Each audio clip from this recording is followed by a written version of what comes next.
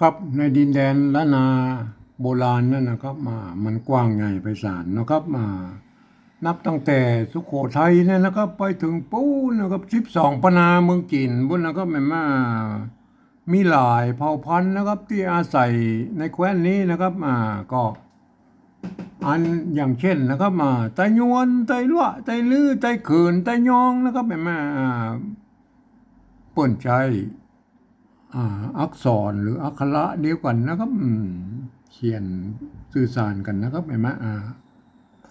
ก็คือภาษาละนานั่นนะครับแต่สำเนียงการโอ้นะมาอาจจะผิดเพี้ยนกันไปนิดๆนะครับแต่ฟังกันรู้เรื่องอยู่นะครับก็มาถึงสมัยนี้นะครับมันก็ถ่ายทอดกันมา7-8 รุ่น10 รุ่นแล้วนะครับแม่ก็มาถึงป่ายนั่นครับมันโหกันหมดแล้วเดี๋ยวนี้มาโหภัยเป็นภัยเลยนะครับมันเขียนนะบางที่พวกก็เขียนยังนะครับบางที่พวกก็เขียนแหลมยังนะครับแต่ส่วนใหญ่มันเขียนเหมือนกันนะครับบางตัวนะครับมันก็เขียนพิเพี้ยนกันไปนะครับทีนี้เราจะไปว่านะมัน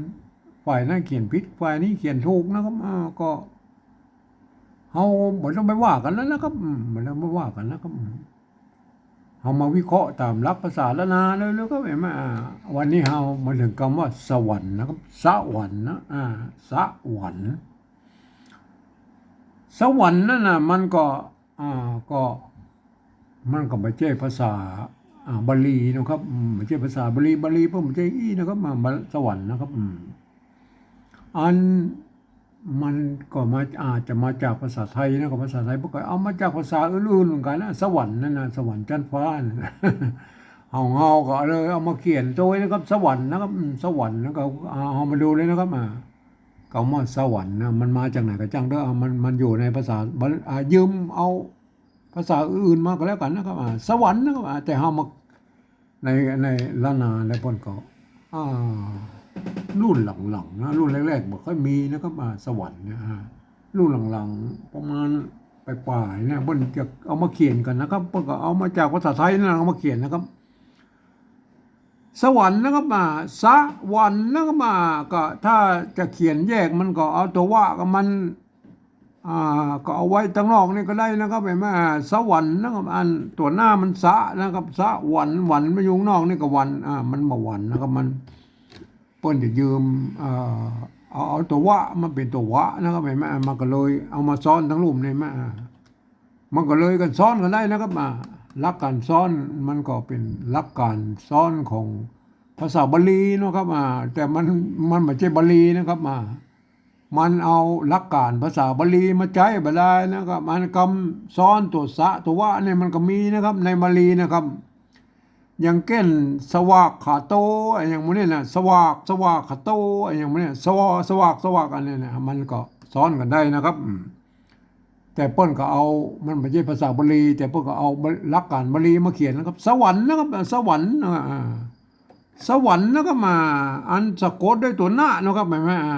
สะกดด้วยตัวหน้านะครับก็ใส่ไม่ซัดเข้าไปนะครับใส่ไม่ซัดเข้าไปก็นี่ครับ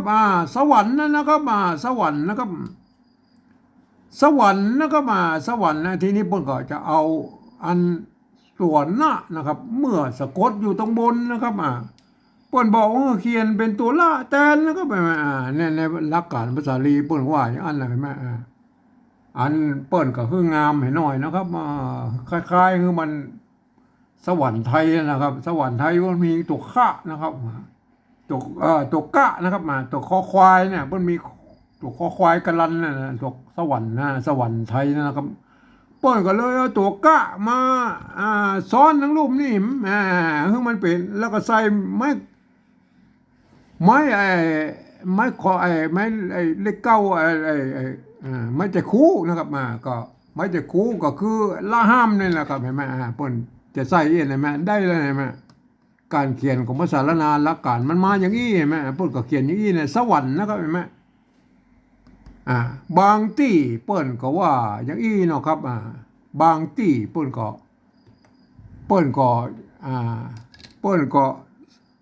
มันเขียนแบบเดียวกันนั่นนะตัวสะกับตัวว่าเนี่ยนะครับเห็นไหม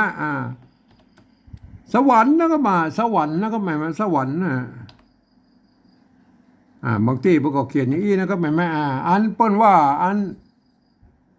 อ่ามันบ่นึกถึงบาลีแล้วเปิ้นบอกว่าอันนี้มันตัวซ้อนมันเป็นสองพยางค์นะครับเมื่อเป็นสองพยางค์แล้วเปิ้นก็ใส่ไม่สองน้อยนะครับ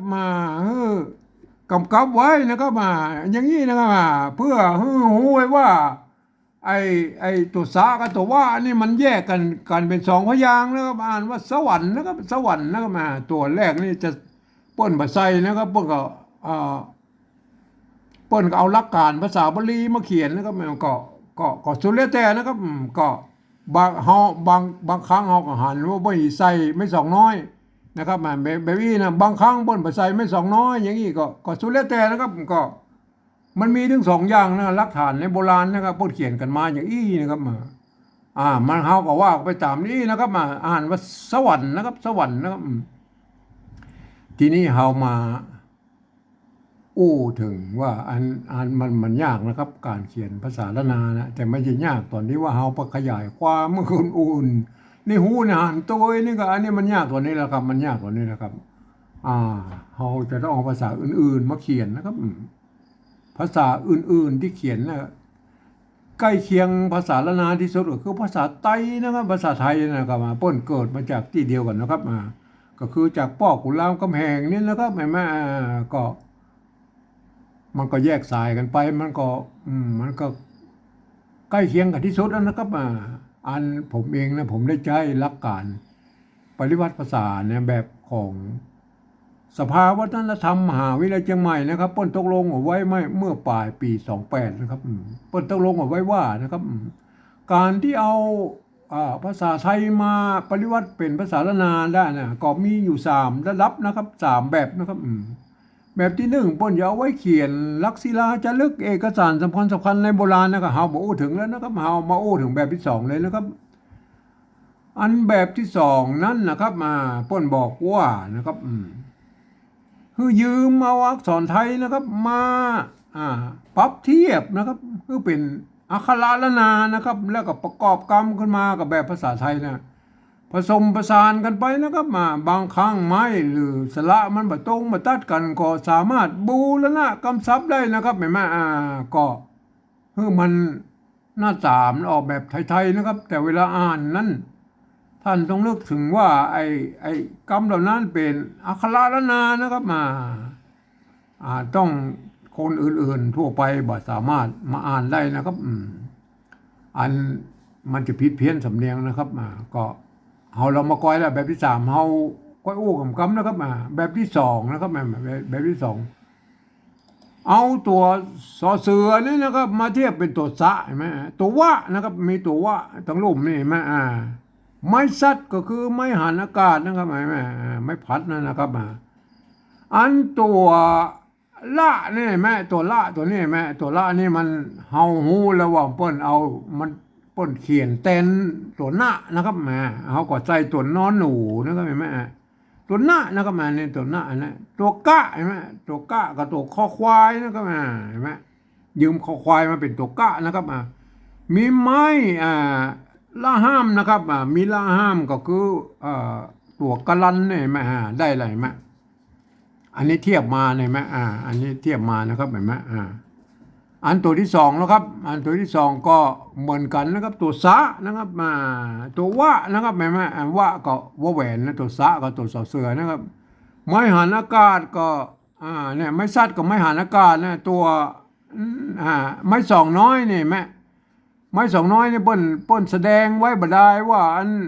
แยกเป็น2พยางค์นะครับเฮาก็บ่เอามาตัวแล้วนะครับไม้สองน้อยแต่แบบที่1บ่อย่ามาตัวนะครับแบบที่1บ่อย่าเอามาทุกเครื่องหมายนะครับทุกอย่างที่มันมีอยู่ในภาษาละนานะเพื่อจะเทียบออกมาหมดนะครับไม้สองน้อยบ่อย่ามาตัวแล้วแบบที่1นะอันนี้แบบที่2ครับบ่ต้องเอามาตัวแล้วตัวละก็คือตัวหน้านอนหนูนะครับเห็นมั้ยตัวกะก็คือตัวคอควายนะครับยืมมาคอควายไม่อันก็เหมือนกันสุดแล้วก็เหมือนกันนะเห็นไหมอ่านว่าสวรรค์นะครับอ่านว่าสวรรค์นะครับไม่ใช่สวรรค์นะครับอ่านว่าสวรรค์นะครับอ่านว่าสวรรค์นะครับสวรรค์อันนี้มันตัวสะแล้วครับ อันนี้มันตัววะนะครับอันตัวหน้านะครับแม่ไม้ซัดนะครับแม่ตัวกะนะครับกะลันแม่ตัวละห้ามแม่อ่านว่าสวรรค์นะครับแม่อ่านว่าสวรรค์ทีนี้เรามาอู้ถึงแบบที่สามแล้วครับแบบที่สามนั้นน่ะหลักการเพิ่นบอกไว้ว่านะครับฟังเอาเสียงภาษาละนาทางบนนะครับแม่อะไรเนี่ยเปิ้นว่ามาจะได้เขาก็เอาภาษาไทยเขียนไปจากนั้นนะครับมาเขียนไปจากนั้นนะครับเขียนไปจากนั้นนะครับก็เฮามาก่อยเลยนะครับเฮาบอกพ่อเห็นก็ได้ทั้งบนบนนะสวรรค์นะครับสวรรค์นะครับสวรรค์นะถ้าเขาจะเอากันแท้ๆนะครับสวรรค์วรรค์เนี่ยสวรรค์นะฮะอันนี้เขียนเป็นสวรรค์อันนี้ตามเสียงแล้วนะครับเขาก็สวรรค์เขาก็มันมีตัวคอควายนะกะกะลันเนี่ยเขาก็อันเขียนยี่มันยาวไปเนาะมันบอกค่อยงามตัวใดนะถ้าเขียนยี่ก็เขียนได้แล้วก็มาแต่อย่างว่าเขาอนุโลมนะครับอนุโลมมันเป็นกรรมไอ้ที่ว่ามันสวรรค์นะสวะนี่มันเป็นกรรมซ้อนกันนะครับเขาอนุโลมเห็นนะครับมันเป็นกรรม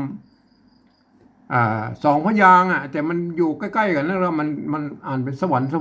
เฮาเขียนแก้เต้าอี้นะครับอ่านว่าสวรรค์นะครับสวรรค์นะครับหรือนะครับหรืออนุโลมมันเขียนแบบไทยๆนะครับอนุโลมนะครับอนุโลมเขียนแบบไทยๆนะครับเนี่ยแบบเขียนแบบไทยๆนี่ก็อันเนี่ยแบบเอาแบบไทยๆนะสวรรค์ไทยนะครับแม่อนุโลมนะครับอนุโลมมาเขียนอย่างนี้ได้นะครับสวรรค์นะครับสวรรค์ก็เขียนแบบไทยนี่ก็ได้นะครับสวรรค์นะครับเห็นไหมแบบที่สามนี่อนุโลมนะครับเขียนได้สองแบบนะครับจะสวรรค์อย่างนี้ก็ได้สวรรค์อย่างนี้ก็ได้นะครับเห็นไหมอนุโลมนะอันแบบที่สองนะมันจะต้องเป็นแบบอี้อยู่แล้วนะครับมันปรับเทียบเอาภาษาไทยเทียบมานะครับท่านต้องรู้ว่าเป็นตัวสะนะตัววะนะตัวหน้านะตัวกะนะครับแม่อ่านว่าสวรรค์นะครับอ่านว่าสวรรค์นะครับอ่านภาษาละนาทางบนพวกเขียนได้ที่พบเจอในโบราณพวกหั่นอยู่สองแบบนี้แล้วพอเขียนอย่างนี้นะครับแม่ก็ท่านก็เอาไปพิจารณากันนะครับช่วยอนุรักษ์รักษากันไว้นะครับภาษาละนาของเรานะครับวันนี้ผมขอบรรยายเพียงแค่นี้นะครับ